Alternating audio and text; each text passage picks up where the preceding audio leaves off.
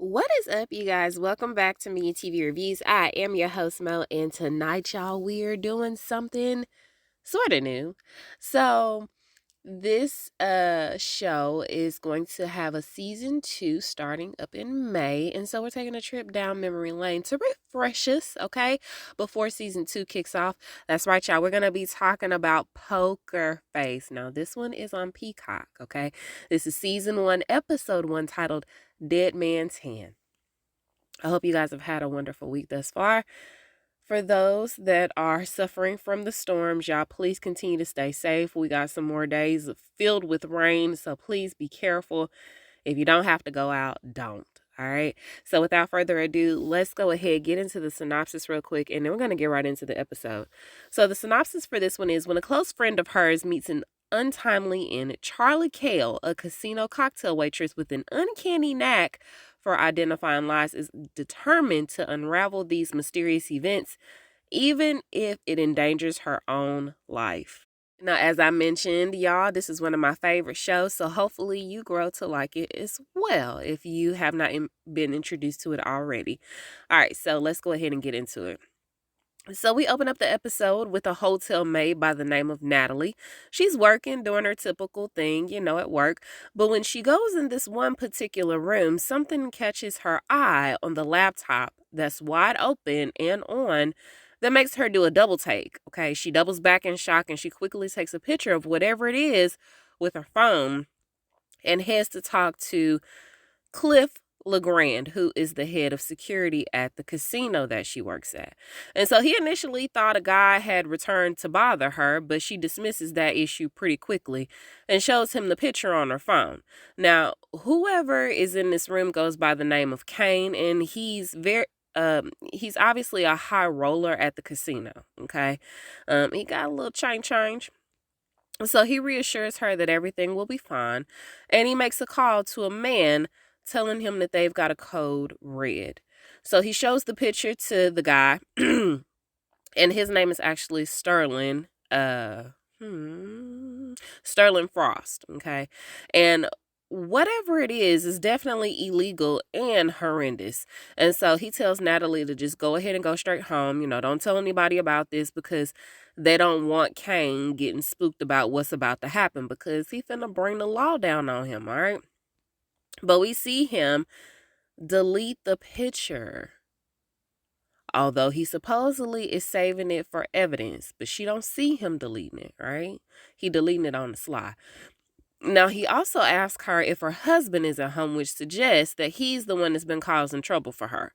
So she confirms that he is, but says that she'll be fine, and they send her on her way. And so as she's leaving out, one of her homegirls tries to say, "Hey, what's up, girl?" But she just keep on walking. She kind of ignore her because she in a hurry to get home, right? Um, and then also while she's in the car, her bestie, also coworker, Charlie, tries calling her, but the call went unanswered because the phone was sitting in the passenger seat. And I believe her phone might have been on vibrate because we didn't hear it ringing. Now, after she leaves out of the office, we're going to go back a little bit. After she leaves out of Sterling's office, Cliff asks boss man, should they call his daddy? And this in turn pisses boss man off. No, I'm my own man, okay? I can handle this my own way. It's definitely giving Nepo baby trying to prove otherwise. He can stand on his own 2 feet. It's giving failure. So Cliff goes to grab a gun out of the safe and he rushes to Natalie's house where before she gets there, because she's not there yet, y'all, he rushes to her house where he kills her husband, Jerry, and then he waits on her to come home to shoot her dead too as soon as she opened up the door. Crazy, right? And so he ended up placing the gun in Jerry's hand to make it seem like it was supposed to be like a murder-suicide. But honestly, at the angle that he shot him at, it would be really hard to rule that as the cause of death. Because he shot him like coming down at an angle like over his shoulder, right? Not necessarily in the head, or at least that's how it looked on TV. So, anywho, maybe I'm being a little bit too technical. So he ends up calling Sterling back to let him know that the deed is done. All right, so we rewind, say that a whole bunch of times, to earlier that day, coming from Charlie's perspective, where she kind of, honestly, y'all, when I first started watching this show, I was like, dang, she looked familiar.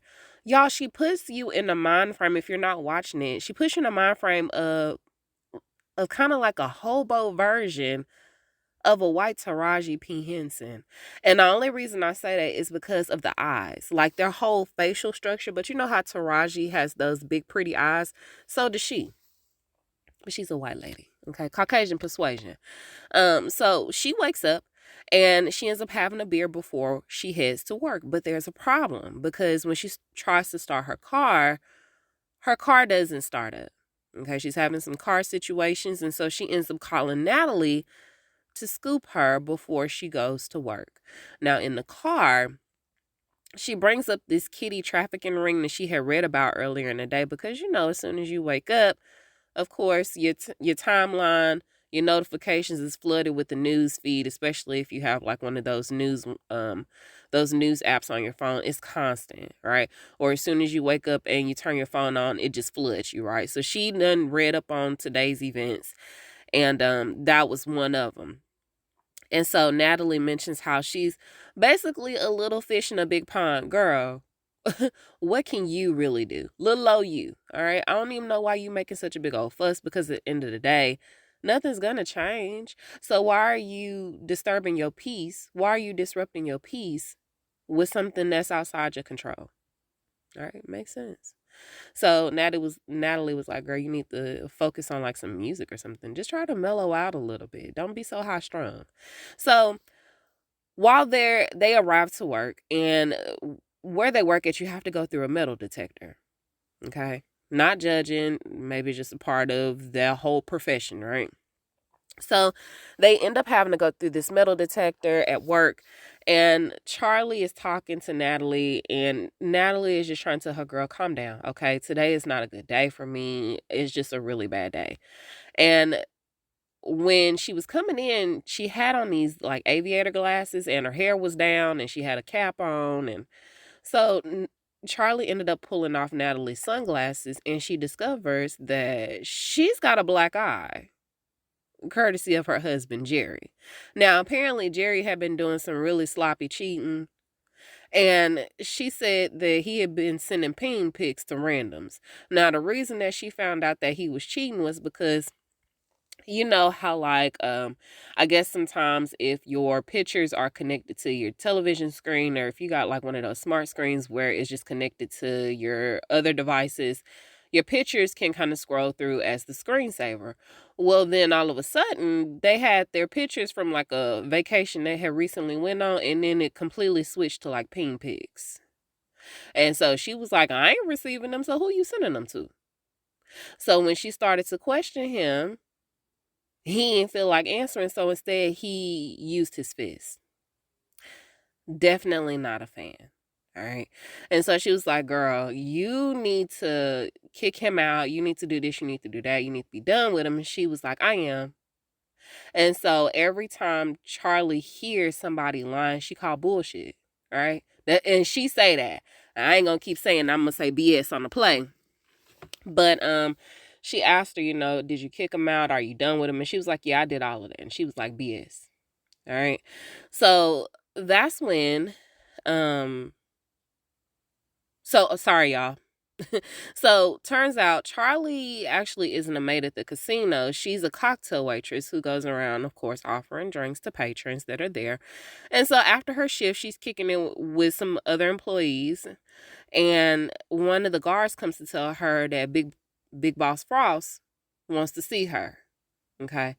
So before she speaks to him, she ends up texting Natalie to tell her to go ahead without her. She'll find a way home because she's almost certain that she's going to get ready to get fired. But when she goes to talk to Big Boss Frost, it seems to be the exact opposite. He actually wants her to help him run one last scheme to to gain back some of his riches. So we get the full backstory of how she came to work at the casino. Now, apparently, she had been traveling across the U.S. playing in poker tournaments, and she was winning pretty big, y'all, because she has this hidden superpower where she can detect people lying. She's a human lie detector. Okay, so obviously, if you playing poker, you have to bluff a lot or occasionally, and she can tell if you're lying. All right, so definitely gonna win every time. And so she was making her way across the country playing in these tournaments and winning pretty big. And so when she ended up getting to Daddy Frost's casino, he peeped game. He literally took a whole shift to see what she was doing, because how are you winning all of these games? How? You ain't counting the cards, you're not looking at the cards, you're looking at the people. And so instead of him actually, like kicking her out or whatever, he blackballed her from playing in any other tournaments, right? I guess he had told all the other casino owners what was up. And in turn, he ended up hiring her to work at his casino as a cocktail waitress. Now, granted, he probably could have put her gifts to other uses, but I digress, right? So, anyway, she says that since he blackballed her and took her out the game, she actually loves working there. Okay. She knew that that little gambit she was running, it was going to run its course eventually. All right. But she had fun while it was going. That's it. That's all. We done with it. So he presents her with the offer to make a decent amount of money. He doesn't disclose what she'll be required to do just yet, but says that he'll need her decision in about 24 hours. Okay. You got a day to make up your mind. So just then he gets a call about a disturbance down on the floor. And apparently, y'all, Jerry done showed up drunk. And when he showed up, he was looking for, of course, Natalie. And Cliff had to go handle him. So he put them hands on Jerry. But in the process, Charlie had saw Jerry reaching for a gun that he had like on his leg, like a leg holster. And so Cliff ended up grabbing it just in time. And so after everything had kind of died down, she went to go check on her homegirl, and Natalie was like, I'm good. I just need to take a breath because it's just too much going on. She's overwhelmed. It's been a day. And so Charlie was like, you know what? Ain't no question about it. You coming with me tonight. And you finna press charges on that dude. All right. So the next morning, because Natalie did go stay with her, the next morning she decides to go back to Jerry, despite not wanting to, because just like a lot of abuse victims, she feels like she has nowhere else to go. Now, the house that they're staying in is Jerry's, and he acquired it before they even got together. And from the sounds of it, she might have signed a prenup. Okay, so she ain't getting that house even if he is in the wrong, and she took him for everything that he was worth. So Charlie was like, girl, you can stay with me. You don't have to go back. You can stay with me. You can put a restraining order out on him. You can do all of the things. And she was just like, it'll be okay, because when I go back, he's going to be sweet for a while until he isn't. It's just the repetitive cycle. So back to their conversation. Her and Sterling's, that is. Sterling is telling her about Kane being one of 4 or 5 VIPs that they fly in annually. Now, when they fly them in, they comp everything. They pay for everything for the whole crew, right? And so, in exchange, when they come in, since they're being comped for everything else, they want these people to spend all their money, all the bankrolls that you done came in with. We finna run it up. So he mentions how his dad had never paid too much attention to Kane's spending habits, because he when he initially met him, of course, he was this very high roller, but over the years, little Sterling Jr., he started to pay very close attention to him. He started to scrutinize his spending habits a lot of it. And over the years, he noticed him spending less and less. And to make matters worse, he had recently found out that Kane had been holding like these private poker events at the casino in the room, like in a private room. instead of out in the open in the public with everybody else. And so he wants Charlie to get added to the private game so they can recoup some of their losses, right? Take him for a little bit of his money. And he ends up offering her $1.5 million. Despite the outcome, whatever may come of it, that's fine. You still gonna get 1.5 mil guaranteed. And then after that, you can go. You are free to go wherever you want to go. And so while the offer sounds really good, she's very hesitant about it because she's not sure what Big Boss Sterling, Big Daddy Sterling is going to say about that. Because he blackballed her and told her, if you ever try to pull this stunt again, that's going to be it for you. So I don't need him, coming after me. I don't need to be trying to jeopardize my life for something that y'all didn't agree on. So she was like, okay, if we're going to do this, you need to double check with your daddy and make sure that this is good. But again, he's his own man. So, while waiting on her answer, he gets the call from Cliff about Natalie discovering what's on Kane's laptop. And so he had to excuse himself from their conversation, right? So while he's gone, Charlie sees that she missed a call from Natalie. And so she tries to call her back, but it goes to voicemail. Now, this is where we saw the phone in the passenger seat, okay? So everything is kind of coming together. So when he comes back, she ends up making a deal with Sterling because, like I said, he wants to prove that he's not the screw up that his dad has always thought him to be. Okay. He's publicly humiliated his son, telling everybody that he's a screw up, this, that, and the third. He's a failure. Like I said, Nepo baby gone bad. He just can't succeed in life. And so he wants to prove his dad wrong. So while they're still in the deal, he gets that call from Cliff saying that it's done. And she asked him, was everything okay? And he was like, yeah. Now, where were we? And so then we fast forward, of course, and Charlie goes home. And then the next morning she wakes up to the news that her friend is now dead. So when she talks to Shell at work, because Shell had, when Natalie had came in with the black eye, Shell was the one that fixed her face up and put her makeup on to conceal it, right? So when she talks to Shell the next day, that's the same girl that was trying to say hey to Natalie when she was walking out real fast.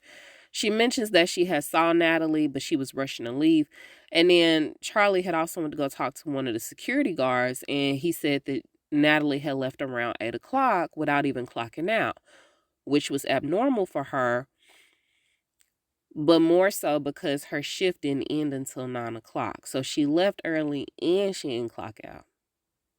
So she's still processing Natalie's death, and she's blaming herself for missing her phone call because, maybe she was calling Charlie to take her up on that offer to crash at her place until she got on her feet. Maybe she was calling because she needed her help. Maybe she was calling because she just wanted to vent. Who knows at this point? And so she's just really beating herself up about it. And so while she's going on about that, her and Sterling are together, and he's trying to figure out where to set up these hidden cameras in the room for this private poker tournament. And he picks her brain about where to place these cameras, and she tells him where to put them at, put them in the lamp. And he tells her, hey, look, I'm really sorry about your friend, and I don't want to seem insensitive, but you need to focus on the task at hand. Okay, we got stuff that we need to do. And so he advises her not to blame herself for what had happened to Natalie.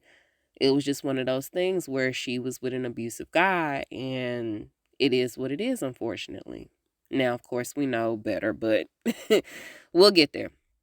So after their meeting, it still ain't sitting right in Charlie's spirit, and so she head down to the precinct to try to go see if she can take a peek at Natalie's phone that's being held in evidence, right? But when she tries to go talk to the sheriff, of course, he denies her access because it is evidence. Now, by the time Charlie had got to her crib, Sterling come calling her phone again because word seems to travel pretty fast around there, and the sheriff had called him personally because he got the cops on his payroll. See, that's how illegal stuff keep happening. I'm sure Daddy passed them cops down too. So anyway, He got the cops on his payroll, so Charlie brings up the fact that the gun was found in Jerry's right hand, but that can't be possible, or it is possible, but it's highly unlikely that he used his right hand to shoot her because Jerry is left-handed. So how did he shoot her with his right hand and then shoot himself with his right hand? Make it make sense.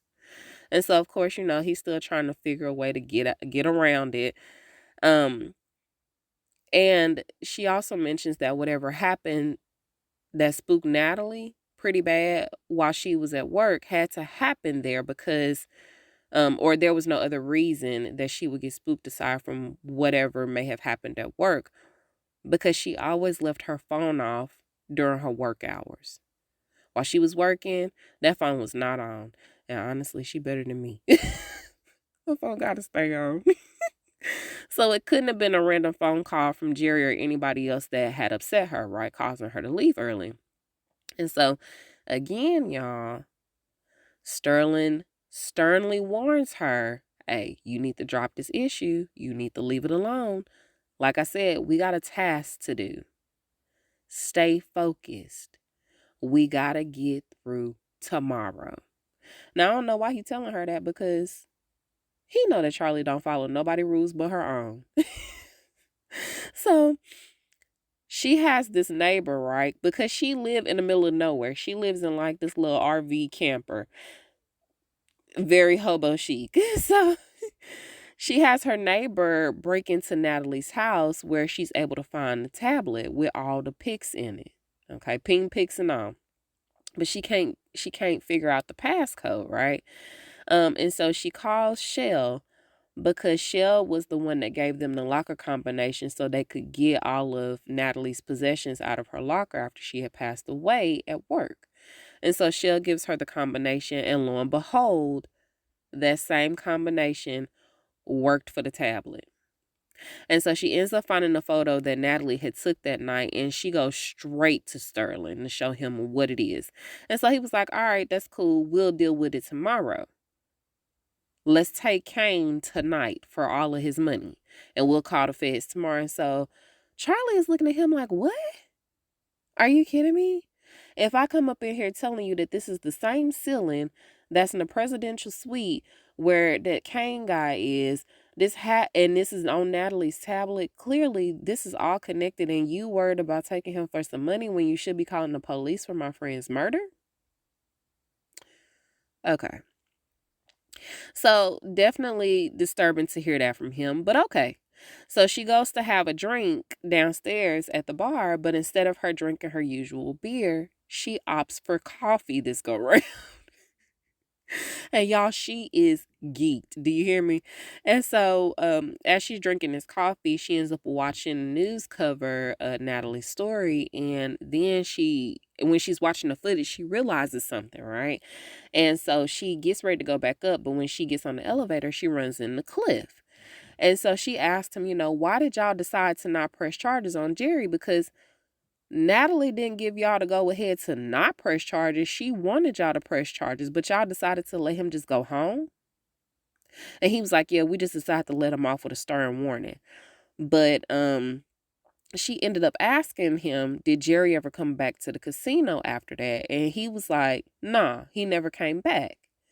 And so he looked at her and was like, tell me I'm lying. And she was like, nah, you telling the truth. You are. So once upstairs, she ends up going to go talk to Sterling again, but this time she wanted to talk to him about the phone call that he had received from Cliff while they were in the crow's nest. This is the conversation that he had stepped out for but came back to.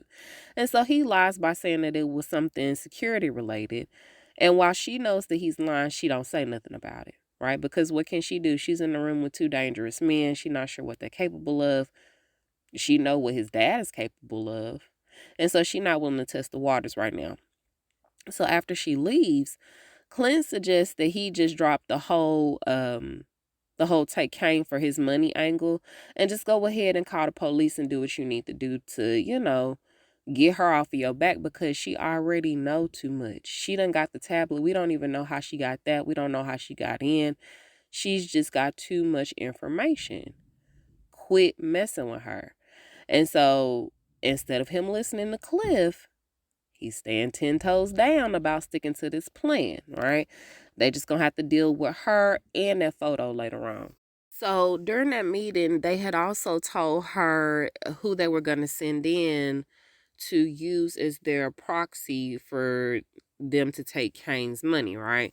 Um, but she didn't know who it was, but they told her that they would introduce her to him later on that night. Now, later on, Kane ends up going to dinner, but has yet to return after a few hours, which is highly suspicious because all of his poker buddies are already downstairs. They just waiting on him to come back. So not only is he missing, but Charlie is too. She ain't showed up yet.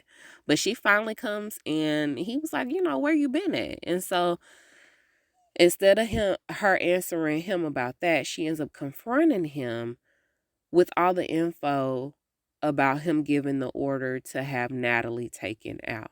And so she shows him the video of Jerry being kicked out the day when Cliff had to put them paws on him. But when he passed the metal detector, it didn't go off.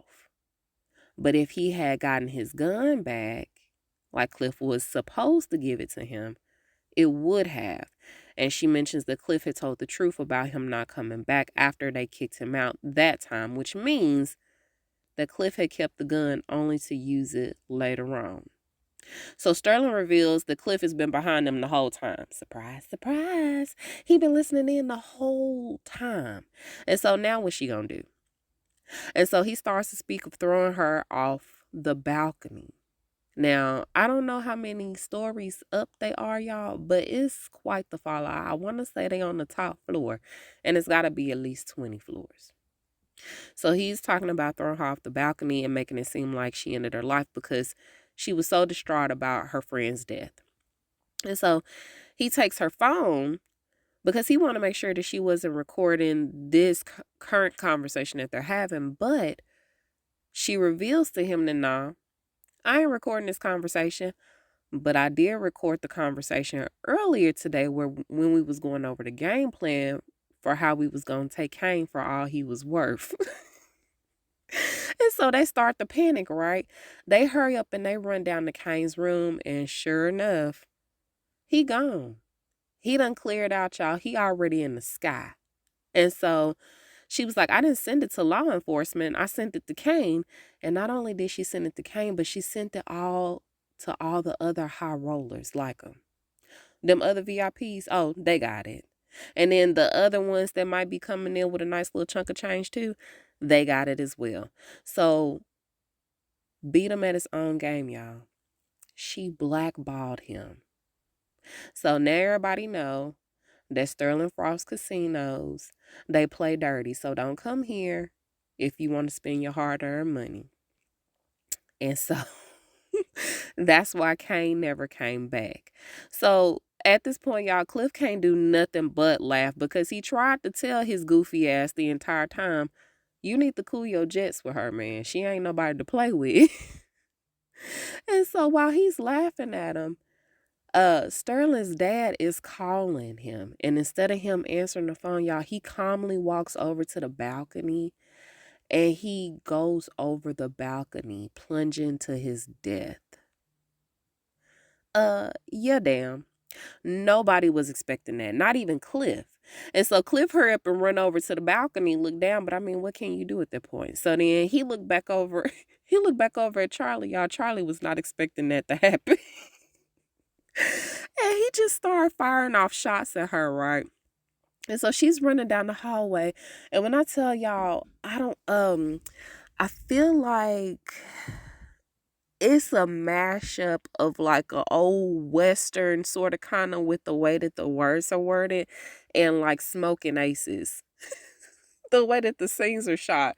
So she's running down the hallway and she ends up getting hit in her side, right? But thankfully she's able to get away. So when she gets away, she ends up at this diner. And the picture that Natalie had on her phone, on the tablet, she ends up sending it to the sheriff. Now, I don't know if it's the same guy because why would you send it to him if he's working for Sterling already? But Okay. So she sends it to Sterling. She also sends it to the Alphabet Boys, the CIA, the FBI, and she even sent it to Oprah. Ooh, Oprah might be able to move more mountains than the rest of them. So she sends it to all of them, and she was like, I'm putting it in your hands to do the right thing. So now the pressure is off of me. It's on you. What you gonna do with it?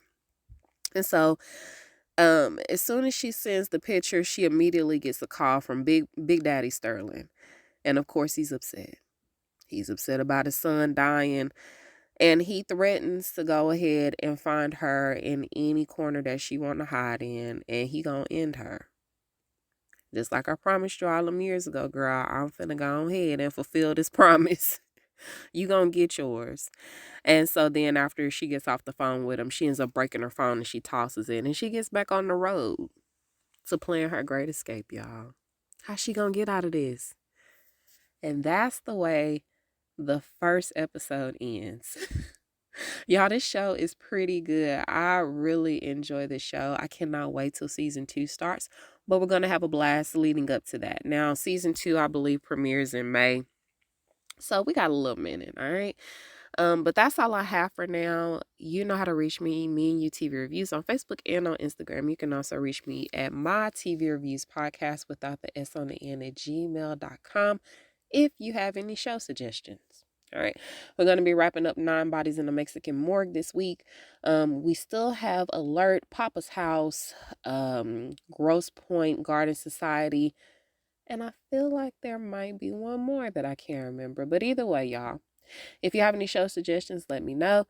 Until then, that is all I have for now. So you guys stay safe out there. All right, I love y'all. And until we meet over the airwaves again, I am Mo, and I'll talk to you guys soon. Bye.